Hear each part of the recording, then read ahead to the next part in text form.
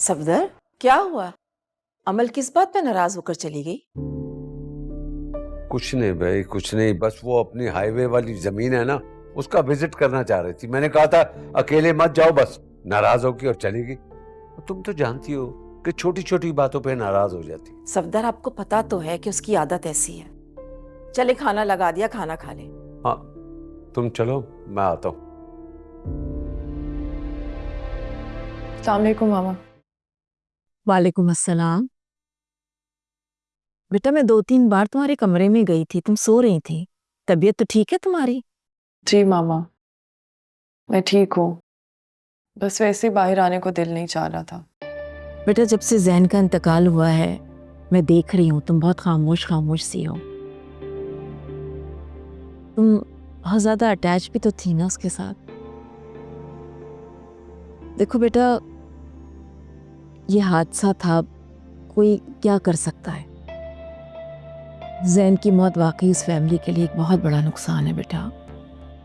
बिलिश, एक कप चाय बना दो। मैं लेकर आती हूँ।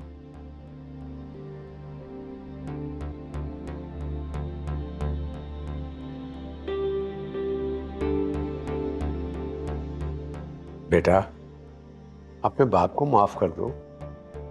देखो, जितना दुख तुम्हें जैन का है ना, उतना दुख मुझे भी है। मैं तो रात को आराम से सो भी नहीं सकता। कभी आपने सोचा है कि अगर शाहनवाज और पुप्पो जान को ये बात पता चल गई तो उनका क्या रिएक्शन होगा? देखो बेटा, जो होना था वो हो गया, तुम परेशान मत हो, किसी को कुछ पता नहीं चलेगा, और मुझे भी उसका पछतावा है। आपको नहीं पता ये सबके लिए कितनी तकलीफदेह बात है। और शाहनवाज, आप जानते हैं ना, अगर उसको पता चला तो वो क़यामत खड़ी कर देगा, आपके लिए भी और मेरे लिए भी। देखो बेटा, ऐसा कुछ नहीं होगा। ये बात मेरे अलावा मुखालिफ पार्टी के मेंबर्स जानते हैं, और अगर वो ये बात अपनी जबान पर लाते हैं और मुझसे मेरी तबाही होती है तो उनकी भी बर्बादी होगी। देखो बेटा, जो होना था हो गया, अब हमें आगे बढ़ना है। अगर इसी तरह हम पीछे मुड़ के देखते रहे तो आगे कैसे बढ़ेंगे? बेटा, सब भूलकर अपने फ्यूचर के बारे में सोचो, और वो फ्यूचर जो मैं तुम्हें देना चाहता हूं।